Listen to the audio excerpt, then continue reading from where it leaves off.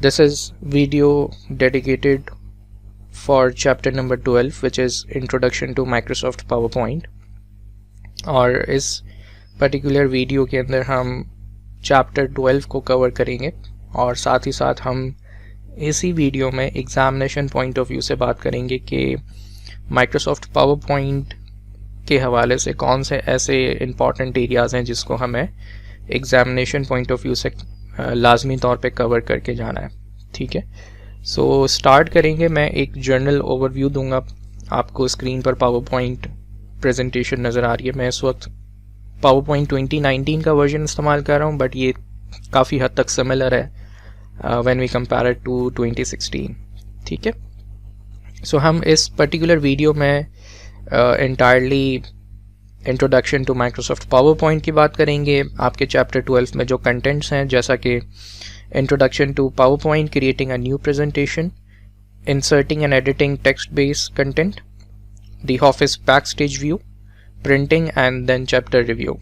और साथ ही साथ एडिशनली इसी वीडियो में मैं तमाम वो इम्पॉर्टेंट एरियाज़ आपको शो करूँगा और उस पर गाइडलाइंस प्रोवाइड करूँगा जो आपको एग्ज़ाम में कंसीडर करने हैं डेफिनेटली तैयारी करते वक्त। और इसके बाद आपको इस वीडियो को देखने के बाद पावरपॉइंट की प्रैक्टिस ज़रूर करनी है। ठीक है जी, सो स्टार्ट करते हैं। पावरपॉइंट एप्लीकेशन डेफिनेटली हमने इससे पहले एक्सेल को भी पढ़ा है, इस कोर्स में माइक्रोसॉफ्ट वर्ड को भी पढ़ा है। अब हम पावरपॉइंट को पढ़ने जा रहे हैं। तो सबसे पहली चीज़ कि एग्ज़ाम में आपके पास पावरपॉइंट के तकरीबन 8 से 12 MCQs एक्सपेक्टेड होते हैं। ठीक है, मिनिमम 7 to 8 MCQs होंगे, ज़्यादा 12-13 MCQs, यानी ये अपर लिमिट लोअर लिमिट बनी हुई है। ठीक है, तो ये भी एक अच्छा वॉल्यूम है मार्क्स गेन करने का। डेफिनेटली देखें, इस एप्लीकेशन को जब हम अंडरस्टैंड करते हैं ना, तो एक चीज़ स्टूडेंट्स ख्याल रखें कि जब कभी हम एक न्यू एप्लीकेशन को पढ़ते हैं तो सबसे अच्छा पढ़ने का तरीका ये कि हम उसकी वोकैबुलरी को समझें।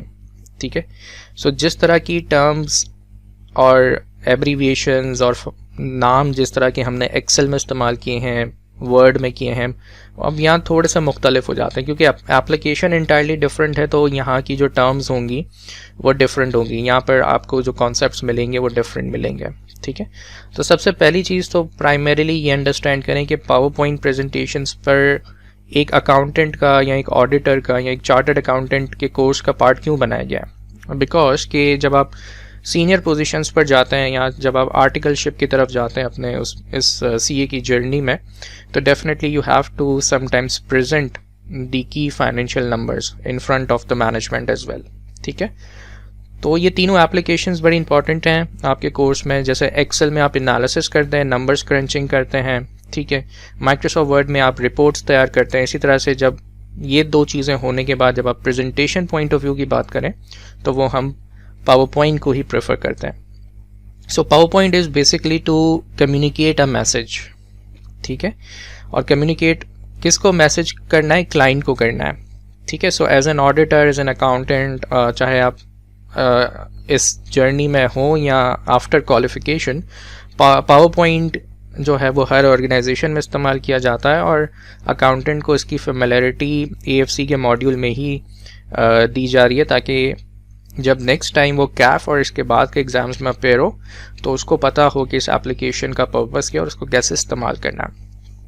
अब हम आते हैं, स्टार्ट करते हैं। इस पावरपॉइंट प्रेजेंटेशन का जो लेआउट है वो डेफिनेटली जो ग्राफिकल यूज़र इंटरफेस है आपको सिमिलर लगेगा as compare to Microsoft Excel and Microsoft word.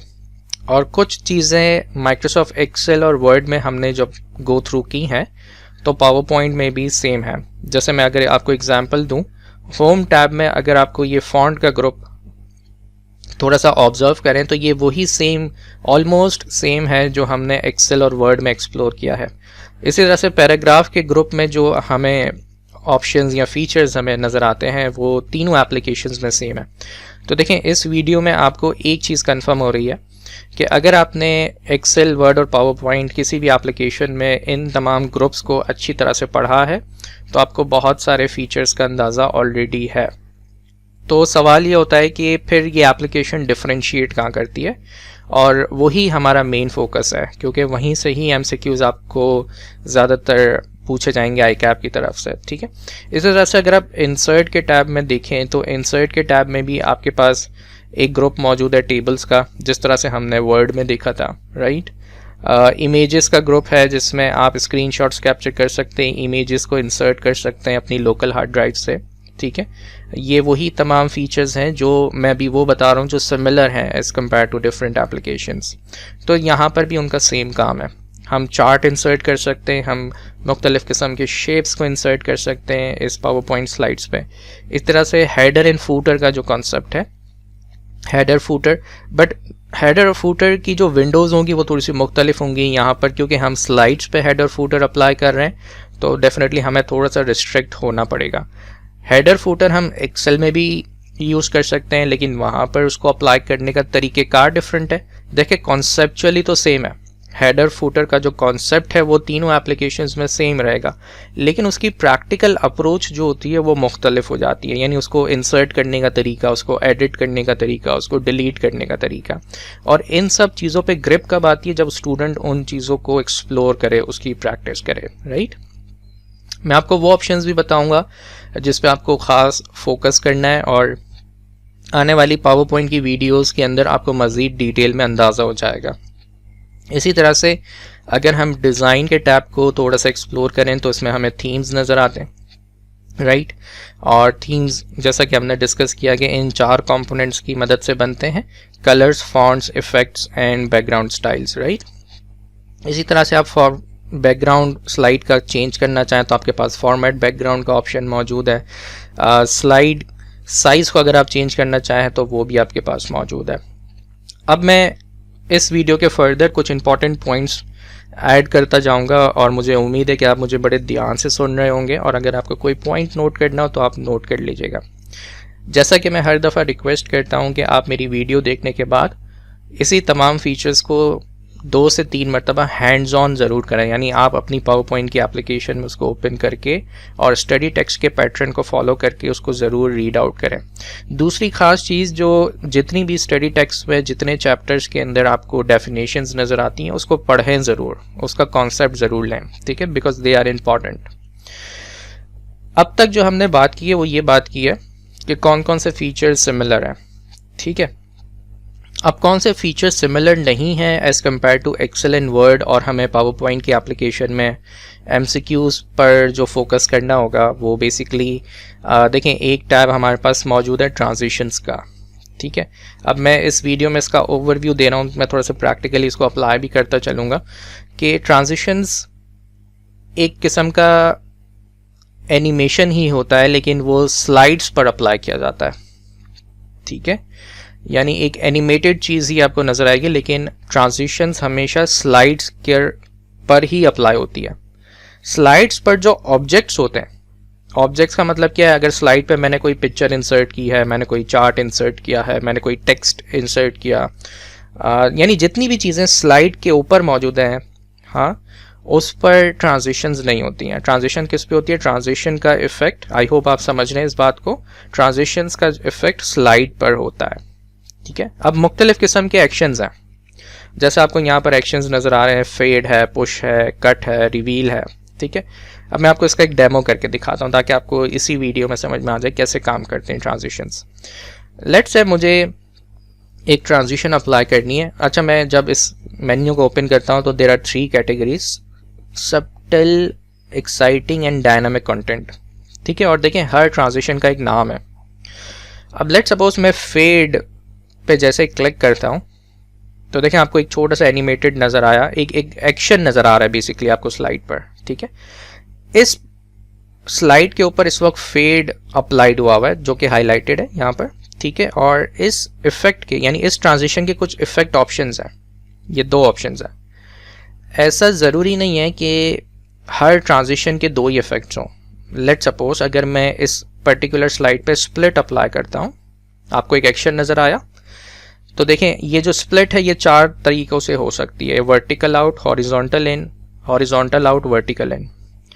अब आई कैप क्या करता है, आई कैप ने कुछ ऐसे MCQs भी बना के रखे हैं कि वो उस पर्टिकुलर सिनेरियो में या कॉन्सेप्चुअली आपसे आपको ये बताएगा कि भाई एक स्लाइड है और स्लाइड पे लेट सपोज हमने रिवील अप्लाई किया है, उस रिवील के इफेक्ट ऑप्शंस में क्या इनमें से कोई ऑप्शन है या नहीं है। अब वो डेफिनेटली वो 4 चॉइसेस होंगी जिसमें से 3 गलत 1 सही होगी, या फिर 2 सही हो सकती हैं, और फिर ऐसा कोई ऑप्शन हो सकता है बोथ ए एंड बी, या फिर वो 3 नाम यहाँ से पिक कर ले और फिर ऑप्शन डी में दे दे ऑल ऑफ द अबव। ठीक है, बट किसी भी चीज़ को मैं यहाँ प्रेफर करूँगा एज अ टीचर के रट्टा नहीं लगानी है, समझनी है। ठीक है, यानी मैंने आपको कॉन्सेप्चुअली कैसे क्लियर किया, ट्रांजिशन स्लाइड पर अप्लाई होती हैं, हर ट्रांजिशन के मुख्तलिफ इफेक्ट ऑप्शंस होते हैं, किसी के 2 होंगे, किसी के 4 होंगे, किसी के 5 होंगे। तो एग्ज़ाम में आपके पास सबसे अच्छी बात यह है कि आपके पास एप्लीकेशन का एक्सेस होगा, आप उसको अप्लाई करके फ़ौरन से उसमें से आंसर्स को निकाल सकते हो। ठीक है, अब जब ट्रांजिशंस हम अप्लाई करते हैं ना, तो उसको या तो हम ऑन क्लिक्स रखें, जैसे हम किसी के सामने प्रेजेंटेशन दे रहे हैं, तो मैं चाहता हूं कि जब मैं उस पर्टिकुलर स्लाइड के हवाले से बात कर लूं और जब मैं सेटिस्फाई हो जाऊं तो मैं मैनुअली या तो कीबोर्ड पे एंटर की प्रेस करूं या फिर माउस से क्लिक करूं, तब जाके वो प्रेजेंटेशन आगे फॉरवर्ड हो, नेक्स्ट स्लाइड अपीयर हो जाए। लेकिन समटाइम्स ऐसा होता है, हमारी प्रैक्टिस अच्छी होती है और हम चाहते हैं कि भाई कुछ सेकंड्स के बाद खुद ही स्लाइड्स चेंज हो जाएं, 2 मिनट के बाद, 3 मिनट के बाद, 5 मिनट के बाद, तो हम यहाँ पर जो है ना कुछ सेटिंग्स करते हैं। ठीक है, और जब स्लाइड चेंज हो तो कोई ना कोई साउंड बजे, ठीक है ना, साउंड प्ले हो जाए बेसिकली। तो यहाँ पर कुछ डिफ़ॉल्ट साउंड्स भी दी हुई हैं, अदर साउंड का भी ऑप्शन है। लूप का मतलब होता है कि वो साउंड बार बार चलती रहे, लूपिंग होती रहे। ठीक है, कंटिन्यूस रिपीटेशन होती रहे। ठीक है जी, ड्यूरेशन के हवाले से आपके पास यहाँ पर टाइम पीरियड यहाँ मौजूद है, अप्लाई टू ऑल करेंगे तो तमाम स्लाइड्स पर वो चीज़ अप्लाई हो जाएगी। ठीक है, so this was a raw concept about the transitions, कि ट्रांजिशंस हमेशा स्लाइड्स पर होती हैं। दैट्स द डिफरेंट केस जो आपको एक्सेल और वर्ड में नहीं मिलता। इसी तरह से एनिमेशंस, अब हम एनिमेशंस का टैब भी बड़ा इंपॉर्टेंट है जो आपके स्टडी टेक्स्ट में मौजूद है। सो एनिमेशंस में क्या होता है, देखिए स्लाइड्स पर जितने भी ऑब्जेक्ट्स आप ऐड करोगे उसके ऊपर एनिमेशंस अप्लाई होती हैं। इस वक्त आप देखें तो ये पूरा एनिमेशन का टैब जो है वो डिसेबल्ड है। क्यों? क्योंकि अभी कोई ऑब्जेक्ट है नहीं। अब लेट सपोज मैं इस प्लेस होल्डर में अपना नाम लिखता हूँ और जैसे ही मैं इस प्लेस होल्डर को सेलेक्ट करता हूँ तो देखें अब ये एनिमेशंस का ऑप्शंस जितने भी थे वो इनेबल हो गए। इसका मतलब एनिमेशंस किस पे होते हैं, स्लाइड के ऊपर जो ऑब्जेक्ट्स हैं उस पे होते हैं, चाहे वो टेक्स्ट बॉक्स हो, चाहे वो इमेज हो, चाहे वो कोई चार्ट हो, कोई टेबल हो। ठीक है जी, सो आई होप आपको इससे चीज़ क्लियर हो रही होगी। अब अगर कोई भी एनिमेशन पे मैं क्लिक करता हूँ तो देखें वो एनिमेशन यहाँ अप्लाई हो गई और उसको एक नंबर असाइन हो गया कि भाई ये पर्टिकुलर ऑब्जेक्ट पे सीक्वेंस वाइज नंबर 1 सबसे पहले ये एनिमेशन अपीयर होगा। ठीक है, अगर मैं एक और वर्ड लिखूं फॉर एग्जांपल TSB और इस पे मैं एक और एनिमेशन अप्लाई करूं स्प्लिट का, तो देखें अब स्लाइड पे नंबर 2 आ रहा है मेरे पास। और जैसा कि जिस ऑब्जेक्ट के ऊपर आप एनिमेशन अप्लाई करते हो तो उसके भी मुख्तलिफ इफेक्ट ऑप्शंस होते हैं, यहाँ पर आपको देखें नज़र आ रहा है। इसी तरह से अगर TSB पर मैंने जो एनिमेशन अप्लाई किया उसके इफेक्ट ऑप्शंस देखूं तो उसके मुख्तलिफ हैं। तो आपको सारे नाम यहाँ से मिल जाएंगे, आपको कोई भी नाम यहाँ पर मेमोराइज करने की ज़रूरत नहीं है। अच्छा, एनिमेशंस में भी डिफरेंट कैटेगरीज होती हैं। अगर आप देखें तो एक तो है नन, जिसका मतलब तो कोई एनिमेशन अप्लाई नहीं हुई। फिर इसके बाद है एंट्रेंस, एम्फेसिस, एग्जिट, ठीक है, और इसके बाद है मोशन पाथ्स। और लेट्स सपोज अगर आप ये ख्याल करते हो कि एंट्रेंस के अंदर जो मुझे ये तमाम एनिमेशंस नज़र आ रहे हैं, ये एंट्रेंस में क्या ये इतने ही हैं, तो जवाब है नो। कुछ जो बहुत कॉमन है वो हमें इस इंटरफेस पे नज़र आते हैं। इसके अलावा अगर आपको इसकी कंप्लीट लिस्ट चाहिए तो देखें यहाँ पर एक ऑप्शन है मोर एंट्रेंस इफेक्ट्स। जैसे आप क्लिक करोगे तो आपके पास बहुत सारे एंट्रेंस से रिलेटेड एनिमेशंस आ जाएंगे। ठीक है, तो इन एनिमेशंस को याद नहीं करना। एग्जामिनेशन पॉइंट ऑफ व्यू से अगर कोई नाम आता है या कुछ इस तरह से उसके इफेक्ट ऑप्शंस पूछे जाते हैं तो सिंपली आप उसको अप्लाई करोगे और यहाँ से आंसर्स देख लोगे। ठीक है, इसी तरह से एनिमेशंस को कंट्रोल करने का भी तरीका है, या तो आप क्लिक से कंट्रोल करें या आप कोई ड्यूरेशन या डिले टाइमिंग्स को अप्लाई करें। ठीक है जी, तो ये चीज़ मुख्तलिफ है as compare to other applications. इसी तरह से स्लाइड शो पर आते हैं।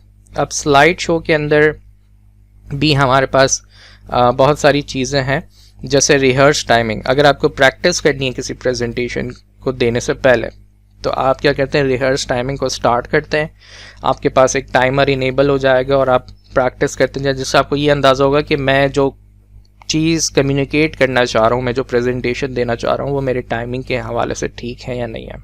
सही है। रिव्यू के टैब में भी आपके पास कुछ चीज़ें हैं, जैसे शो कमेंट्स हैं, ठीक है। न्यू कमेंट वही है जैसे एक्सेल में हम किसी सेल में कमेंट ऐड करते थे, ठीक है ना। वर्ड में भी आप कमेंट्स ऐड करते हो, इसी तरह से पावर पॉइंट में भी आप कमेंट ऐड कर सकते हो। बाकी चीज़ें इतनी रेलिवेंट नहीं है due to the version compatibility. View tab is very important for the students. View tab के अंदर देखें, ये तमाम ग्रुप्स आपके लिए इंपॉर्टेंट है। लेफ्ट से स्टार्ट करते हैं। प्रेजेंटेशन के डिफरेंट व्यूज़ होते हैं और हर व्यू के ऊपर जो है ना वो डिफरेंट फीचर्स इनेबल हो जाते हैं। जैसे इस वक्त हम नॉर्मल व्यू पर हैं, ठीक है। एक बड़ी इंपॉर्टेंट चीज़ कि जब आप स्प्रेडशीट का प्रिंट निकालते हो ना, तो बाय डिफ़ॉल्ट स्प्रेडशीट का जो पेज होता है वो पोर्ट्रेट होता है। जब आप माइक्रोसॉफ्ट वर्ड के डॉक्यूमेंट का पेज का प्रिंट निकालते हो तो वो बाय डिफ़ॉल्ट पोर्ट्रेट होता है। लेकिन जब आप पावर पॉइंट प्रेजेंटेशन में जब उनकी प्रिंटिंग करते हो तो बाय डिफ़ॉल्ट जो लेआउट होता है वो लैंडस्केप होता है। ये छोटे छोटे टेक्निकल पॉइंट्स है, इसको याद कीजिएगा, मतलब इसको थोड़ा सा गौर कीजिएगा या नोट कर लीजिएगा, ठीक है। अब माइक्रोसॉफ्ट पावर पॉइंट में ना डिफरेंट प्रेजेंटेशन के व्यूज़ हैं।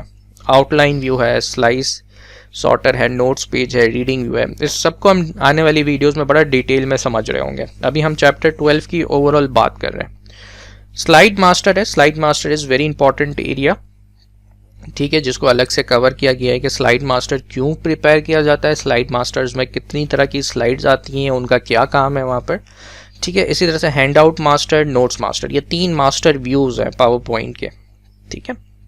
इसी तरह से आप कलर स्केल, क्योंकि जब हम प्रेजेंटेशन की बात करते हैं और जब हम प्रिंटिंग की बात करते हैं स्पेसिफिकली, तो हम प्रेफर करते हैं कि जी हम ग्रे स्केल या ब्लैक एंड वाइट को यूज़ करें ताकि हम अपनी प्रिंटिंग कॉस्ट को जो है वो सेव कर सकें, ठीक है। इसी तरह से यहाँ पर ग्रिड लाइंस भी हैं स्लाइड के रूलर्स भी होते हैं ताकि आप कस्टमाइज़ कर सकें फर्दर इसको। तो ये एक और टैब है जो बाकी के एप्लीकेशंस में नहीं है, इसीलिए आपको ख़ास ध्यान देना है। अब हम चैप्टर नंबर 12 को ही फर्दर कंटिन्यू कर रहे हैं इसी वीडियो के अंदर। तो इसमें सब एक बैक स्टेज व्यू की भी बात की है।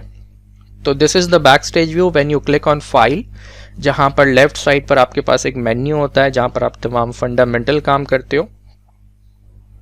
फॉर एग्जाम्पल, आपको कोई ब्लैंक प्रेजेंटेशन प्रिपेयर करनी है from the very start, you can just click on blank presentation. Further you have the templates as well. आप समझते हो कि आपके पास कोई ऐसा टॉपिक है जो लेट्स सपोज मैंने टाइप किया बिजनेस, ठीक है, तो बिजनेस से रिलेटेड जितने भी टेम्पलेट्स होंगे वो मेरे पास आ जाएंगे, मैं इसको डाउनलोड कर लूँगा और प्रेजेंटेशन प्रिपेयर करना स्टार्ट कर दूँगा। So for example this one, fun vacation presentation. अब ये डाउनलोड साइज इसका तकरीबन 4 MB है। So when I click on create, this presentation will start download और फिर मैं इसको अपने हिसाब से कस्टमाइज़ कर सकता हूँ।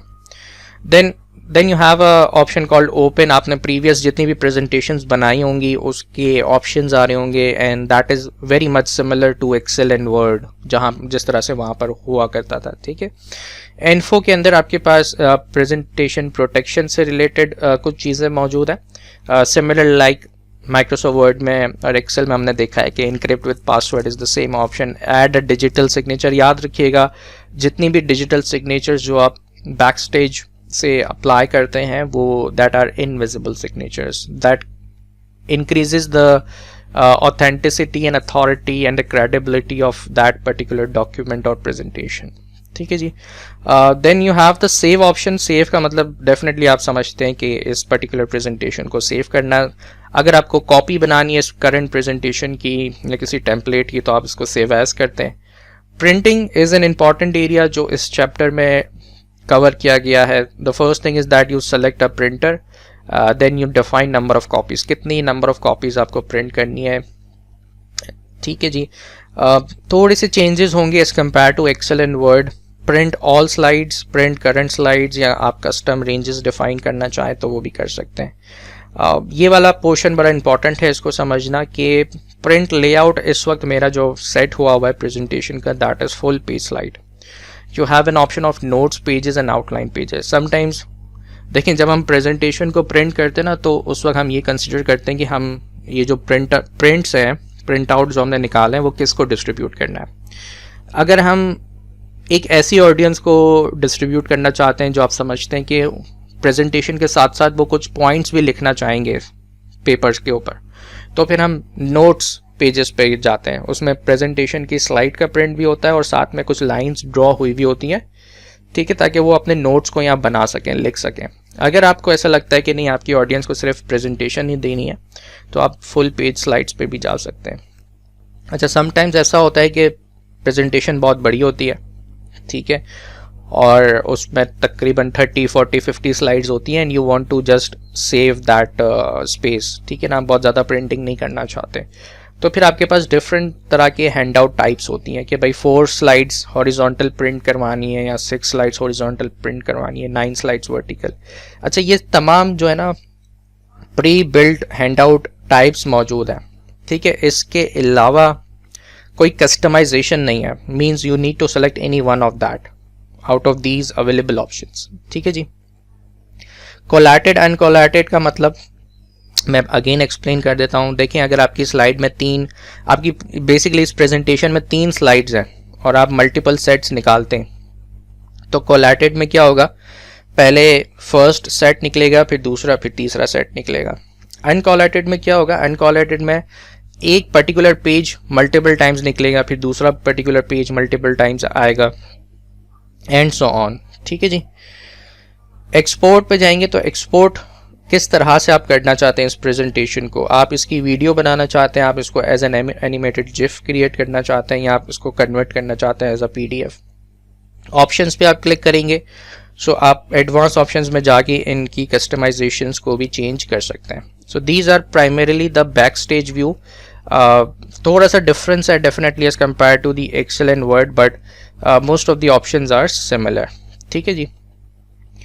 अब हम नेक्स्ट वीडियो में थोड़ा सा एक्सप्लोर करेंगे होम टैब को, जो फीचर्स हमारे पास हैं, ठीक है। फिर हम एक्सप्लोर करेंगे थोड़ा सा इंसर्ट के टैब को।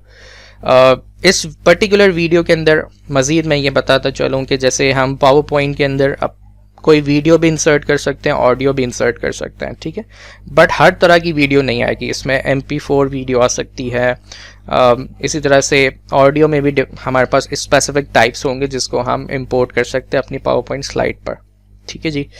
सो इंशाल्लाह इसी चैप्टर 12 की नेक्स्ट वीडियो के अंदर मैं अब बाकी टॉपिक्स को फर्दर एक्सप्लेन करता हूँ। Thank you. Section Microsoft PowerPoint, and the chapter name is Introduction to Microsoft PowerPoint. So this is the second video in which we will discuss the mentioned topics by the ICAP in much more detail. So let's get started. So for the very first time when you open a PowerPoint presentation, which we have already covered in video 1, this is the graphical user interface.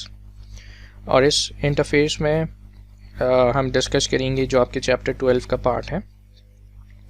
So already we have covered the backstage view, which is the file tab, and we have explored the printing options and all the fundamentals ways in the video 1, which is in the last video.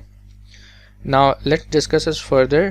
For the very first time when you open a PowerPoint presentation, you have a one slide, ठीक है, और इस slide पे आपको click to add title नज़र आ रहा है और एक बॉक्स बना हुआ है। इस बॉक्स को हम कहते हैं प्लेस होल्डर, ठीक है। और इस तरह से एक और प्लेस होल्डर हमारे पास मौजूद है जिसमें लिखा हुआ है क्लिक टू ऐड सबटाइटल। अब हमें ये समझना है कि इस पावर पॉइंट प्रेजेंटेशन की जो स्लाइड है वो कौन से टाइप की स्लाइड है और कितने मुख्तलिफ किस्म की स्लाइड्स और हैं मौजूद पावर पॉइंट में, ठीक है। तो वो कैसे हम देख सकते हैं, बहुत सिंपल सा तरीका है। आपने सिंपली इस स्लाइड पे किया राइट क्लिक और देखें इस कॉन्टेक्चुअल मेन्यू में आपके पास लेआउट का ऑप्शन है। तो बेसिकली एक स्लाइड का लेआउट है।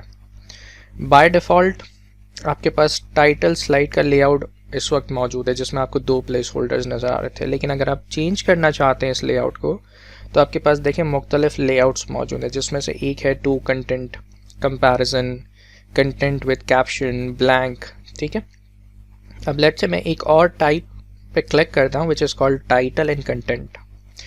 तो इसमें होता क्या है, इसमें भी 2 प्लेस होल्डर्स हैं, ठीक है। एक में आप टाइटल देंगे, फॉर एग्जांपल TSB एजुकेशन, और फिर आपके पास ये जो दूसरा प्लेस होल्डर है which is a very much intuitive, ठीक है ना, यानी इसमें सिर्फ आप टेक्स्ट ऐड नहीं कर सकते बल्कि आप इसमें आपके पास छोटे छोटे देखें आइकन्स बने हुए हैं। आप इंसर्ट टेबल पे क्लिक करेंगे तो आप टेबल प्लेस कर सकते हो।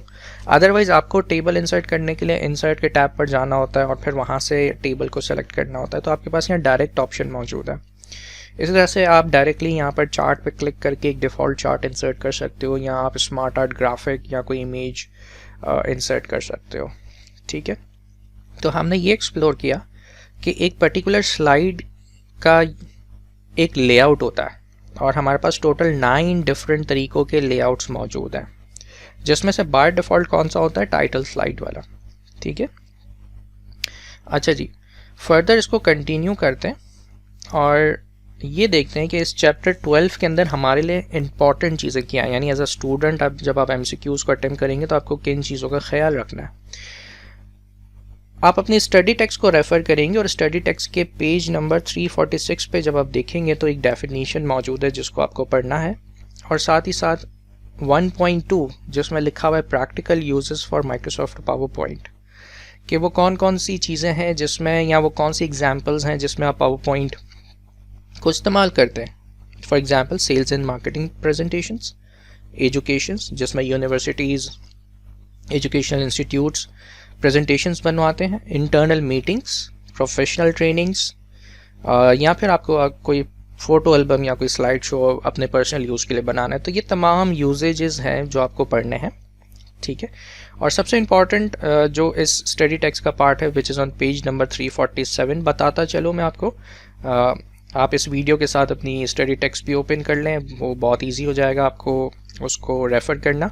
सो 1.3 is related to building effective presentations, ठीक है। इसमें तमाम वो रूल्स बताए हैं कि एक इफ़ेक्टिव प्रेजेंटेशन का क्या मतलब है, क्योंकि बहुत मर्तबा एक स्कूल ऑफ थॉट ऐसी है इस दुनिया में जो कहती है कि नहीं जी, PowerPoint presentations is the boring software और the application, we need to use something else. So they called it like that, death by PowerPoint, ठीक है ना। बट PowerPoint को क्योंकि अलग अलग स्कूल ऑफ थॉट्स के जो लोग हैं, ठीक है ना, डिफरेंट कम्युनिटीज़ के जो लोग हैं वो डिफरेंट तरीके से प्रेफर करते हैं। some of them find it very boring, some of them find very interesting. For us as a student and as a chartered accountant, as we know that जिस डोमेन में, जिस कॉन्टिनेंट में, जिस country में हम इस चीज़ को पढ़ रहे हैं, PowerPoint is still in use. Microsoft PowerPoint is being along with the Microsoft Office suite, जिसमें Excel, Word पूरा एक पैकेज होता है। सो प्रेजेंटेशन की इस एप्लीकेशन को बड़ा क्रिटिसाइज़ किया जाता है, but on the other hand ये बहुत सारे काम भी हमें करके देता है। सो इस 1.3 बिल्डिंग इफेक्टिव प्रेजेंटेशंस के इन पॉइंट्स को आप गौर से पढ़िएगा, ठीक है ना। इसमें बड़े रेलिवेंट पॉइंट्स लिखे गए हैं इस डिबेट के हवाले से। Then you have topic 2 within this chapter is like creating a new blank presentation, which is very easy. वो हमने कवर किया है कि blank presentation कैसे बनती है, और इसमें backstage view के बारे में आपको काफ़ी हद तक जो है वो बताया गया, which we have already covered in video 1, right? Then there are some definitions. अगर आप अपनी स्टडी टेक्स्ट को रेफ़र कर रहे हैं तो पेज नंबर 353 पे आपको स्लाइड मास्टर की डेफिनेशन, प्लेस होल्डर्स की definition and apex theme master slides की डेफिनेशन मिलेगी, ठीक है जी। इसको आपको पढ़ना है और इसको समझना है, ठीक है ना, कि ये चीज़ें क्या होती हैं, किस तरह की होती हैं। एक और चीज़ मैं आपको बताऊं, देखें ये डेफिनेशन याद करने की ज़रूरत नहीं है। अगर आप स्लाइड मास्टर की डेफिनेशन की बात करते हैं तो जैसे आप व्यू टैब में जाएंगे और अपना जो कर्सर है वो स्लाइड मास्टर पर रखेंगे तो आपको यहाँ से डेफिनेशन नज़र आ जाएगी, ठीक है ना। यानी आपको इफेक्टिवली पता चल जाएगा कि what is basically a slide master. ये टूल टिप में देखें आपको पता चल रहा है। इस तरह से हैंड आउट मास्टर में आपको पता चल रहा है, नोट्स मास्टर के हवाले से आपको पता चल रहा है कि छोटा छोटा डिस्क्रिप्शन लिखा हुआ है इसके अंदर, ठीक है, which is approximately similar to these definitions on these pages. So slide master के हवाले से थोड़ा सा रिव्यू करवाता चलूँ इस पर्टिकुलर वीडियो के अंदर। देखिए जब आप स्लाइड मास्टर पे क्लिक करते हैं तो अब आप नॉर्मल प्रेजेंटेशन में नहीं है बल्कि आप स्लाइड मास्टर के टैब में हैं। अगर आप ऊपर टॉप पर देखेंगे तो फाइल टैब के बराबर में देखें स्लाइड मास्टर का टैब है, ठीक है। और जब आप स्लाइड मास्टर में होते हैं तो लेफ़्ट साइड पे जो आपका ये पैनल बना हुआ है जिसमें आपको मुख्तलिफ स्लाइड्स नज़र आ रही हैं। अब ये इतनी सारी स्लाइड्स तो हमारी प्रेजेंटेशन में मौजूद ही नहीं थी। ये सारी चीज़ें हैं क्या? बेसिकली ये सारे कंपोनेंट्स हैं, डिफरेंट तरह के लेआउट्स हैं स्लाइड्स के, और हर यूज़र जो है वो अपनी तरह से कस्टमाइज़ करता है इस लेआउट्स को। अच्छा, इसकी ज़रूरत क्यों पेश आती है? स्लाइड मास्टर एक्चुअली इस्तेमाल क्यों किया जा रहा है? अब मैं आपको एक सिचुएशन बताता हूँ, आप इसको ध्यान से सुनिएगा, ठीक है। लेट सपोज कि मैं पाकिस्तान में एक ऑर्गेनाइजेशन में काम करता हूँ। Let's take an industry, banking sector, ठीक है जी। लेट सपोज मैं एक एम्प्लॉय हूँ या मैं एक ऑडिटर हूँ और मैं एक बैंक में गया हूँ, और वो बैंक का नाम भी हम अज्यूम कर लेते हैं जस्ट फॉर एन एग्जांपल। तो हबीब बैंक लिमिटेड, HBL में मैं हूँ, ठीक है। अब लेट सपोज अगर मैं एक एम्प्लॉय हूँ HBL में, ठीक है, तो डेफिनेटली मेरा काम है एक्सेल के ऊपर एनालिसिस करना, और अगर मैं फाइनेंस डिपार्टमेंट में हूँ और मैं एक अकाउंटेंट हूँ, और at the end of the day मुझे मंथ एंड पे मुझे मंथली परफॉर्मेंस रिपोर्ट्स को प्रेजेंट करना होता है in front of my senior managers या वाइस प्रेसिडेंट, ठीक है। So I need to create a presentation. अब जब हम एक ऑर्गेनाइजेशन का पार्ट बनते हैं ना, तो उसका एक थीम होता है। आप देखिएगा कि जब आप टेलीविज़न पर जितनी भी ऑर्गेनाइजेशंस हैं, जितनी भी कंपनीज हैं जो अपनी एडवर्टीजमेंट्स देती हैं, उनका थीम होता है। वो अपने थीम के साथ आती हैं, यानी वो अपना प्रोडक्ट या सर्विस को लॉन्च करने के लिए एडवर्टीजमेंट्स देती हैं। तो आपने देखा होगा कि अगर HBL का एडवर्टीजमेंट आ रहा है तो वो HBL के कलर्स ही उसमें ज़्यादातर नज़र आते हैं या पोर्टफोलियो नज़र आता है। अगर किसी टेलीकॉम कंपनी का कोई एडवर्टीजमेंट आ रहा है, जैसे यूफोन है, टेलेनॉर है, जोंग है, तो उससे रिलेटेड ही आपको कलर्स और आइडियाज़ वगैरह सब नज़र आते हैं।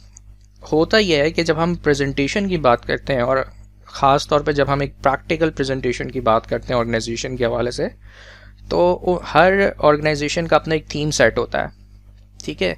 वो प्रेजेंटेशन के अंदर अपना लोगो देखना चाहते हैं, वो अपना स्लाइडर देखना चाहते हैं कस्टमाइज, ठीक है ना, वो अपने कलर्स को प्रेफर करेंगे कस्टमाइज। तो करते ये हैं कि हम स्लाइड मास्टर के अंदर उन तमाम चीज़ों को रखते हैं जो हर स्लाइड पे होनी चाहिए। जैसे HBL की एग्जांपल को फॉरवर्ड करता हूँ मैं, कि अगर मैं HBL का एम्प्लॉय हूँ या मैं HBL में ऑडिट करने के लिए गया हूँ, तो HBL में जब मैं प्रेजेंटेशन दे रहा हूँ तो डेफिनेटली मैं HBL का लोगो चाहूँगा कि वो हर स्लाइड पर हो, वो टॉप राइट साइड पे हर स्लाइड पर हो, या वो टॉप लेफ्ट साइड पे हर स्लाइड पर हो। इसी तरह से बॉटम पे हर स्लाइड पर मुझे कुछ मैसेज लिखना है जो सेम होगा हर स्लाइड के लिए। तो ऐसे वो तमाम रिपीटेटिव काम जो आपको हर स्लाइड पर सेम रखना है, उस तरह के सिनेरियोज में आप मास्टर स्लाइड्स लेआउट्स को जो है वो इस्तेमाल करते हो। बेसिकली ये आपका एक कस्टमाइज थीम कहलाता है जो आप अपने लिए क्रिएट कर रहे होते हो, अपनी ऑर्गेनाइजेशन के लिए क्रिएट कर रहे होते हो, ताकि वही सेम तरीके का काम आप हर स्लाइड में मैनुअली ना करें।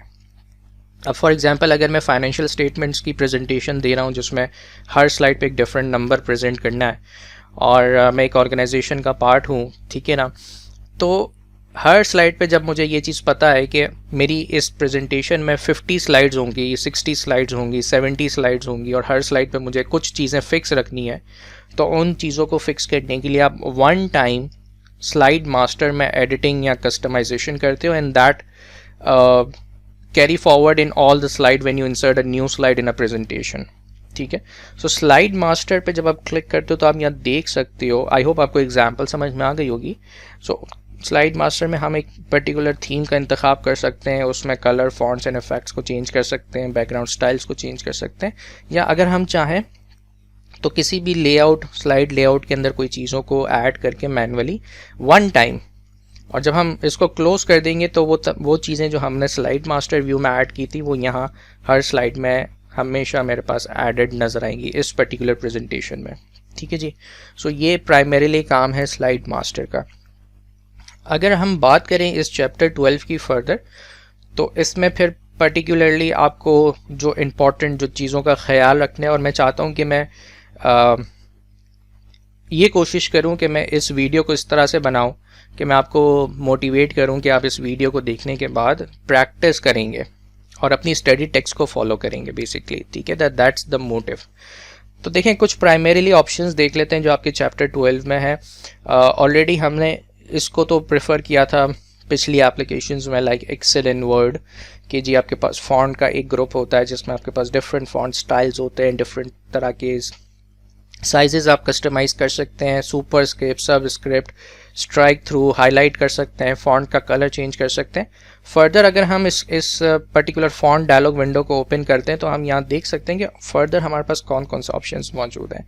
ठीक है जी, तो इफ़ेक्ट्स देखिए हमारे पास कितने किस्म के इफ़ेक्ट्स मौजूद हैं, टोटल 7 किस्म के इफ़ेक्ट्स मौजूद हैं। मेरी आपसे रिक्वेस्ट ये होगी एज अ टीचर कि आप एक एक फॉन्ट को सेलेक्ट करके एक एक इफ़ेक्ट अप्लाई करें और उसको नोट करें कि उसको चेक मार्क लगाने से उस पर्टिकुलर फॉन्ट पे क्या इफेक्ट आ रहा है। That will be your exact learning. जो कहते हैं ना एफिशिएंट लर्निंग है स्टूडेंट की, वो इसी तरह से है कि आप उस पर चेक लगाएं और उसको अप्लाई करके देखें on your real time presentations. So that's my motive. तो आपको ये विंडो एक्सप्लोर करनी है। ठीक है, पैराग्राफ के डायलॉग विंडो को ज़रा ओपन करें तो हमें ये समझना है कि कितनी किस्म की जनरल अलाइनमेंट्स होती हैं। तो देखिए 5 किस्म की अलाइनमेंट्स होती है। समटाइम्स हम समझते हैं जैसे माइक्रोसॉफ्ट वर्ड में हमें या इस इंटरफेस पे हमें नज़र आती हैं लेफ़्ट, सेंटर, राइट और जस्टिफाई, लेकिन एक डिस्ट्रीब्यूटेड भी है। ठीक है, तो ये सारे पॉइंट्स हमें पता होंगे तो हम जो MCQs हैं या जो सिनेरियो बेस्ड MCQs है उसका जवाब बहुत अच्छी तरह से दे सकेंगे। ठीक है जी, कैरेक्टर स्पेसिंग से रिलेटेड भी यहाँ पॉइंट्स है, इसको भी ज़रूर देखिएगा। और जैसा कि मैं हर मरतबा रिक्वेस्ट करता हूँ कि वीडियो देखने के बाद if you have any comment, कोई कन्फ्यूजन है, कोई चीज़ पूछनी है, सो कमेंट करें, व्हाट्सएप के ग्रुप्स पे अपना फीडबैक दें। ठीक है जी। सो टॉपिक 3 यानी इस पर्टिकुलर चैप्टर 12 का अगर आप प्रेफर करें और स्टडी टेक्स्ट को ओपन करें तो पेज नंबर 360 पर टॉपिक है 3.1 जिसके अंदर तमाम के तमाम वो सारे बेसिक चीज़ों को बताया गया है, जैसे कि टेक्स्ट को कैसे प्लेस होल्डर में ऐड करते हैं जो मैंने आपको यहाँ बताया। ठीक है, bullets and numberings exactly same है जिस तरह से हमने माइक्रोसॉफ्ट वर्ड में उसको देखा था। डिफरेंट तरह के बुलेट्स एंड नंबरिंग्स आपके पास होती हैं। 2 लाइनों के दरमियान में स्पेस हम किस किस तरह से ऐड कर सकते हैं, 1.5, 2.0, 2.5। और फर्दर अगर हम देखना चाहें तो हम लाइन ऑप्शंस पे चले जाएंगे। जो मैंने कहा था कि पैराग्राफ की ये वही विंडो है, डायलॉग विंडो, जिसको एक्सप्लोर करना है आपने। इस तरह से बुलेट्स भी हमारे पास मौजूद हैं। डिफरेंट किस्म के बुलेट्स होते हैं, डिफरेंट किस्म के फॉन्ट्स होते हैं। ठीक है जी, मज़ीद कुछ स्लाइड्स ऐड करनी होती है तो आप स्लाइड पेन में जाते हैं और न्यू स्लाइड पे क्लिक करते हैं, न्यू स्लाइड ऐड हो जाती है आपके पास। These are very basic fundamentals जो चैप्टर 12 का पार्ट हैं। फर्दर उन्होंने बताया है कि शेप्स को कैसे इंसर्ट किया जाता है। So that is very similar when we insert any shape in Excel, Word और पावर पॉइंट। और एक चीज़ याद रखिएगा जो बड़ी इंपॉर्टेंट है इन तमाम टेक्निकल ऑब्जेक्ट्स के हवाले से, कि जब भी आप ऑब्जेक्ट्स को ऐड करते हो तो जब वो ऑब्जेक्ट एक्टिव होता है तो आपको एडिशनल ऊपर टैब्स नज़र आते हैं जिसमें आप उस पर्टिकुलर ऑब्जेक्ट के साथ फर्दर प्ले कर सकते हो, यानी उसका कलर को चेंज करना, उस पर कोई इफ़ेक्ट को अप्लाई करना। उन इफ़ेक्ट्स के डिफरेंट नेम्स होते हैं। ठीक है जी, उस शेप को रीशेप कर देना, मतलब उस इंटायरली उसको चेंज कर देना, या आप फर्दर उसके पॉइंट्स को एडिट करना चाहते हो तो उसके पॉइंट्स को एडिट करते हो। ठीक है, so these things you should know and you will know when you do a good practice. ठीक है ना, इस शेप के अंदर कोई टेक्स्ट ऐड करना है तो वो कैसे होगा। अगर मैं 2 शेप्स रखूं, लेट्स सपोज कि मैं एक और शेप इंसर्ट करता हूं, मुझे एक शेप को आगे रखना है, एक को पीछे रखना है।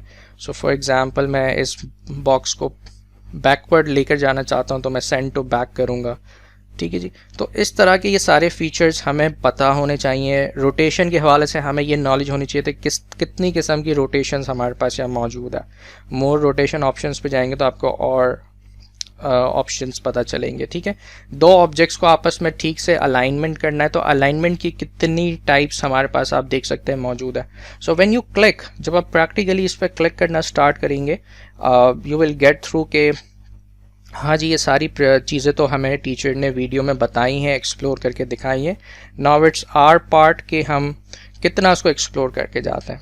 ठीक है, फर्दर चैप्टर 12 में जब आप देखेंगे तो आपके पास डिफरेंट तरीके के फ़ॉन्ट के आइडियाज़ के बारे में भी बताया गया है।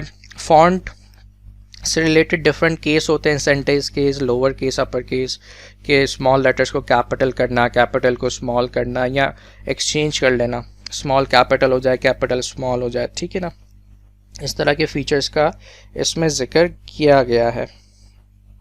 तो ये सारी चीज़ें हैं जिसका आपको ख्याल रखना है। फर्दर इसमें फाइंड एंड रिप्लेस से रिलेटेड ऑप्शन भी मौजूद है कि अगर आप प्रेजेंटेशन में, अगर आपके पास बहुत सारी स्लाइड्स और आप किसी एक स्पेसिफिक वर्ड को हर स्लाइड में जो है वो रिप्लेस करवाना चाहते तो आप मैनुअली नहीं करेंगे बल्कि फाइंड एंड रिप्लेस की कमांड को इस्तेमाल करेंगे। ठीक है जी। सो आई होप इस वीडियो को देखने के बाद, which is the second part of chapter 12 introduction to Microsoft PowerPoint, आप प्रैक्टिस ज़रूर कीजिएगा। आप कोई भी एक, सबसे बेस्ट पार्ट क्या है जो मैं स्टूडेंट्स को रेकमेंड करता हूँ कि पिक एनी टॉपिक, कोई भी एक टॉपिक अपने दिमाग में सोचें, चाहे वो करंट अफेयर से रिलेटेड हो, चाहे वो टेक्नोलॉजी से रिलेटेड हो, चाहे वो एकेडमिक से रिलेटेड हो। एक टॉपिक को सेलेक्ट करें, उसके ऊपर प्रेजेंटेशन क्रिएट करें, 4 से 5 स्लाइड्स आप उस पर क्रिएट करें और इन फीचर्स को अप्लाई करना स्टार्ट करें। सिर्फ देखें ना वीडियोस को, बल्कि अप्लाई करें। And once you start applying it, इसके बाद अगर कोई सवाल है तो definitely we teachers are from the TSB education platform welcome you to ask questions from us, because we want you to clear your CA exams. ठीक है जी। So this was about chapter number 12, which was very fundamental. Inshallah, in chapter number 13 we will be further discussing about and exploring the options of illustrations group and images group and few more. Thank you.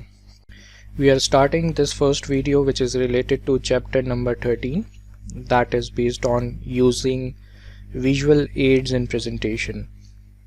So let's get started.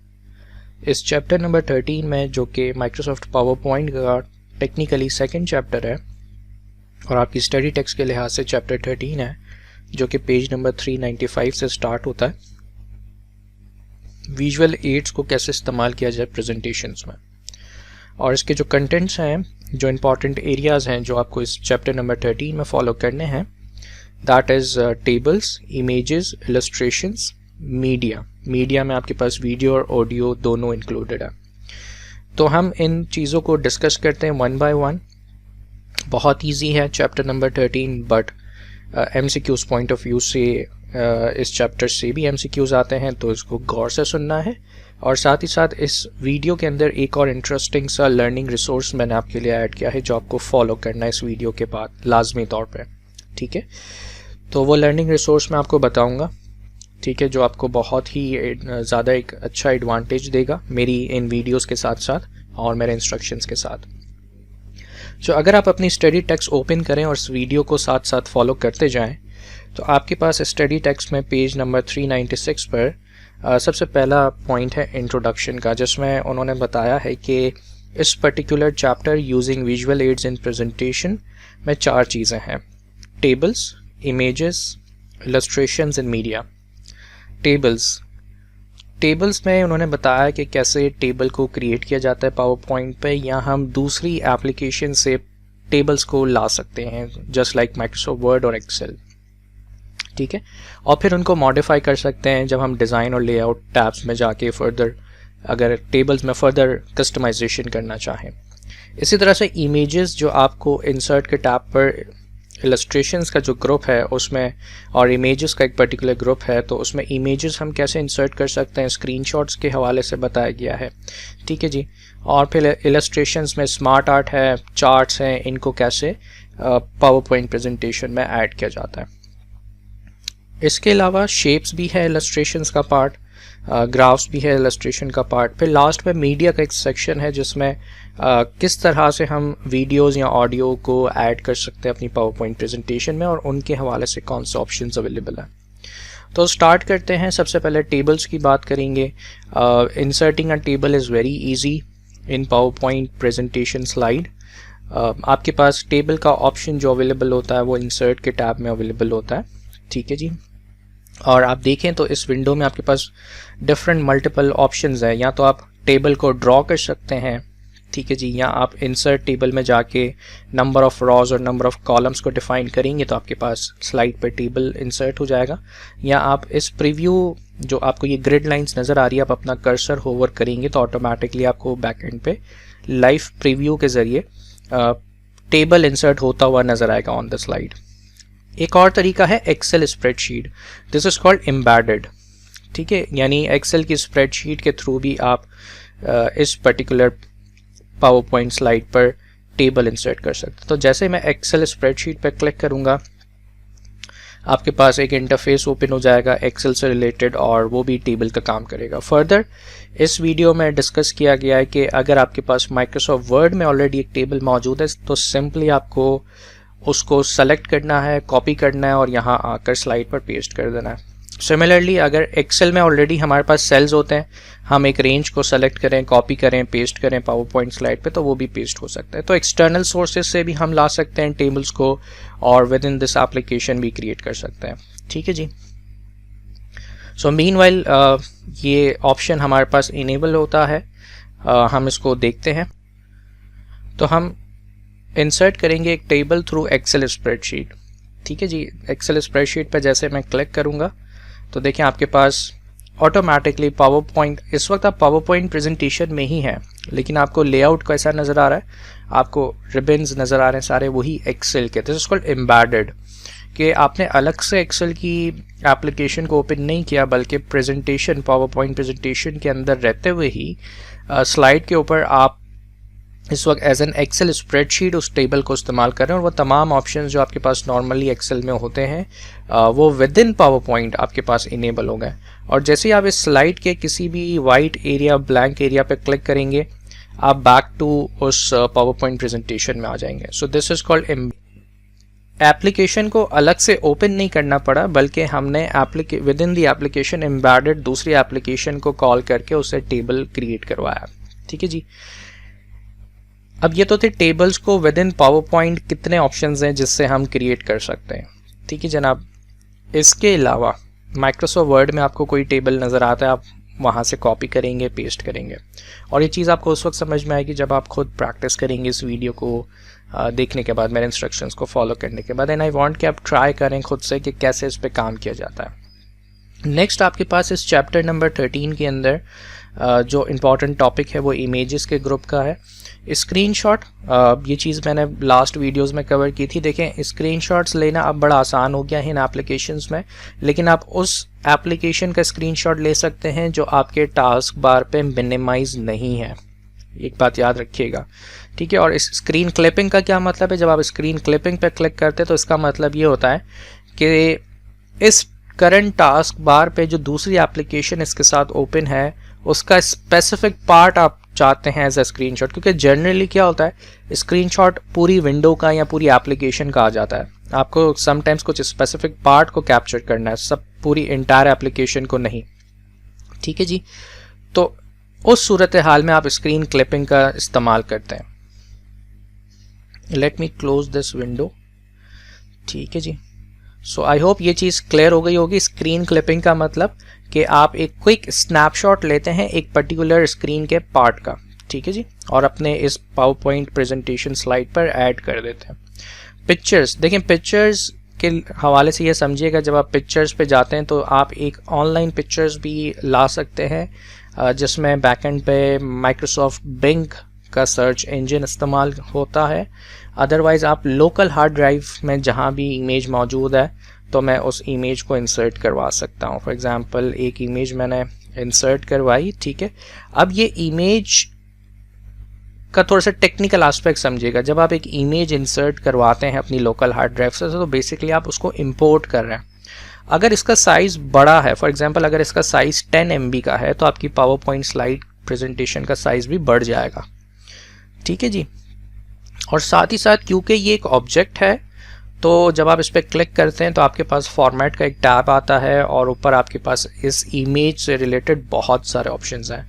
यानी आप इसमें से remove background करें, इसकी corrections, इसके angles को, इसकी lightning and contrast को जो है वो ठीक कर सकते हैं, चेंज कर सकते हैं। ठीक है। अगर आपने बहुत सारी मॉडिफिकेशंस कर ली इस इमेज के ऊपर और आप चाहते हैं कि फिर से उसको पहले जैसा किया जाए तो आप पिक्चर को रीसेट कर लेते हैं। इसी तरह से आप इस पिक्चर पे कोई बॉर्डर क्रिएट करना चाहते हैं, कोई इफेक्ट अप्लाई करना चाहते हैं तो वो सारे ऑप्शंस भी आपके पास अवेलेबल है। इस पिक्चर को समटाइम्स आप चाहते हैं कि क्रॉप करें, छोटा कट करें कहीं किसी एरिया से, तो आपके पास क्रॉपिंग के ऑप्शंस अवेलेबल हैं। साथ ही साथ वही तमाम ऑप्शंस जो हमने प्रीवियस एप्लीकेशंस में देखे, अलाइनमेंट के हवाले से और रैंडम रोटेशंस के हवाले से। ठीक है जी। ये तमाम ऑप्शंस वही सिमिलर ऑप्शंस हैं और वो कब स्टूडेंट उस पर ग्रिप लेगा जब आप इस वीडियो को देखने के बाद जो ऑप्शंस मैं आपके सामने बताता जा रहा हूँ आपको, इसकी आप खुद प्रैक्टिस करेंगे तब, ठीक है। अच्छा जी, तो चैप्टर नंबर 13 के हवाले से हमने टेबल्स को डिस्कस किया, ठीक है। मैं उम्मीद करता हूँ कि मेरा स्टूडेंट इसको 1 बाय 1 हर ऑप्शंस को अपने पास अप्लाई करके ज़रूर देखेगा। फिर हमने डिस्कस किया इमेजेस के हवाले से। अच्छा, इमेजेस में जब आप इमेज को इंसर्ट करवाते हैं, फॉर एग्जांपल अगर मुझे एक इमेज चाहिए तो आपके पास यहाँ पर एक ऑप्शन होता है इंसर्ट का और एक होता है link to file. Link to file का मतलब क्या होता है कि इमेज आपकी स्प्रेडशीट पर, आपकी स्लाइड पर बेसिकली आ जाती है, ठीक है, लेकिन आपकी फाइल साइज इंक्रीज नहीं होती।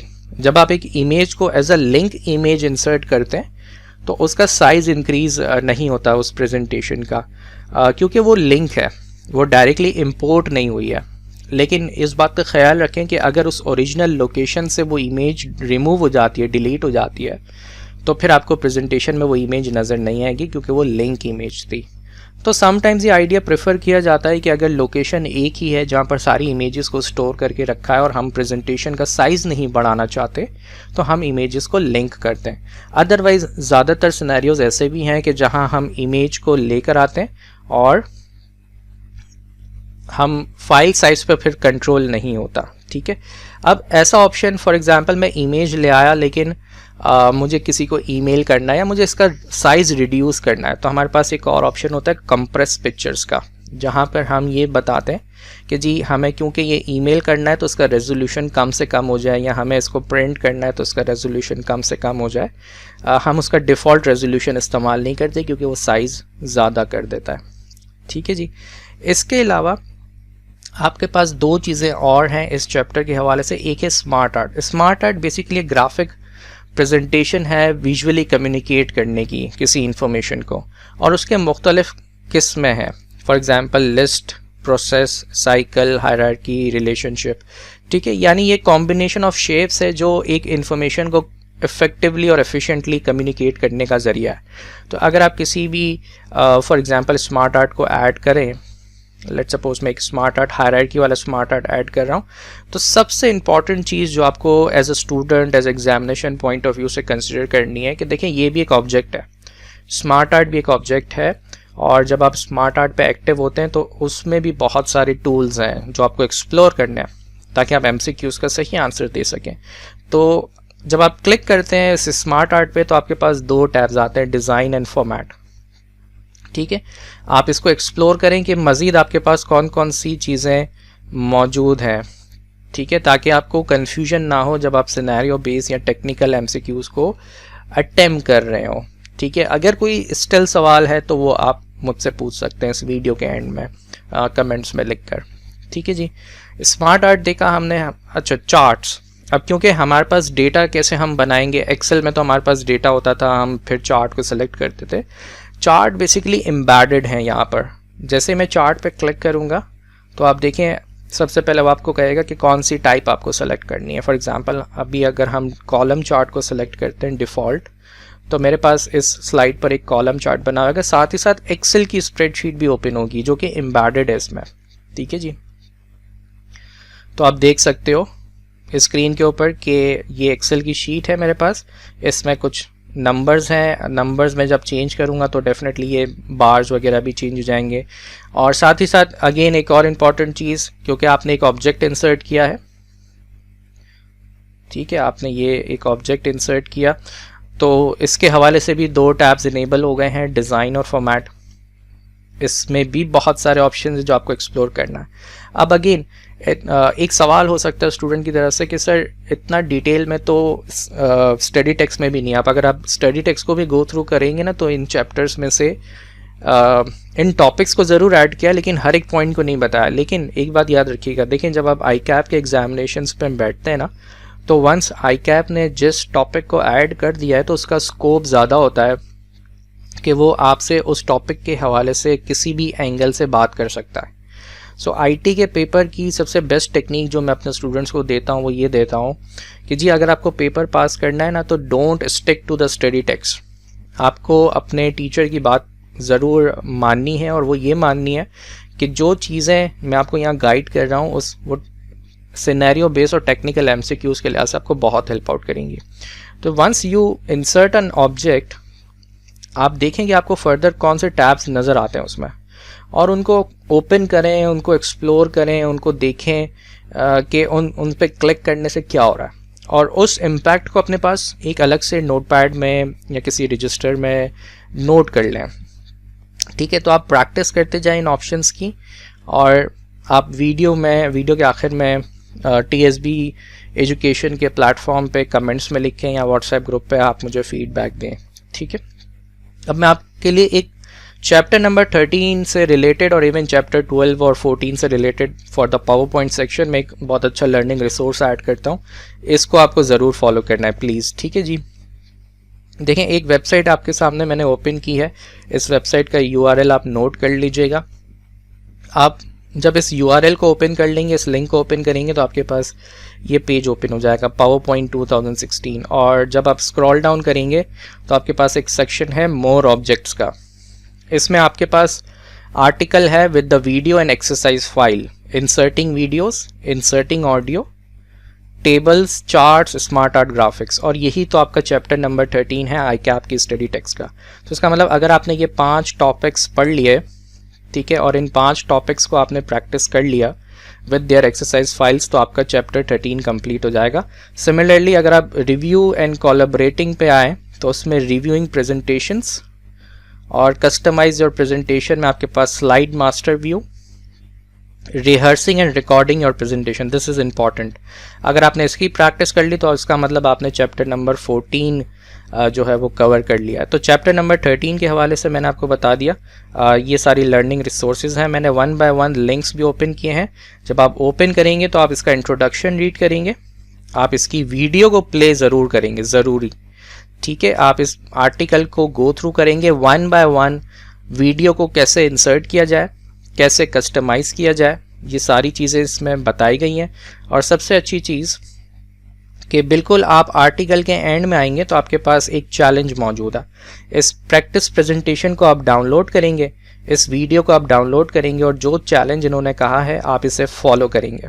Once you are able to follow these steps, इसका मतलब आपने उस टॉपिक पे कमांड हासिल कर ली है। सिमिलरली इंसर्टिंग ऑडियोज़, उसके बारे में पढ़ा, उसकी वीडियो को प्ले किया, सारे स्क्रीनशॉट्स आपको देखने हैं, सारे स्टेप्स आपको देखने हैं जो इन्होंने डिफ़ाइन किए हैं। ठीक है, और सबसे एंड में आपके पास एक चैलेंज होगा, आप उस फाइल को डाउनलोड करेंगे और ये तमाम स्टेप्स को फॉलो करेंगे। Similarly for the tables as well, tables के हवाले से भी उन्होंने वही बात की है जो मैंने अभी आपके सामने वीडियो में बात की है, लेकिन हर टॉपिक के हवाले से यहाँ फाइल मौजूद है, इसे आपको डाउनलोड करना है और प्रैक्टिस करनी है। सो ये लिंक आपके पास बड़ा इंपॉर्टेंट है। ये एक लर्निंग रिसोर्स है जो मैं इस वीडियो में ऐड कर रहा हूँ। मोर ऑब्जेक्ट्स की कैटेगरी में ये जो 20, 21, 22, 23, 24, ये आपका चैप्टर नंबर 13 है जो बड़ा स्मार्टली आप कवर कर लोगे। ठीक है, एक प्रॉब्लम ये है हमारी ICAP की स्टडी टेक्स्ट में कि हमारी ICAP की स्टडी टेक्स्ट में कोई एक्सरसाइज फाइल्स नहीं है स्टूडेंट को प्रैक्टिस देने के लिए।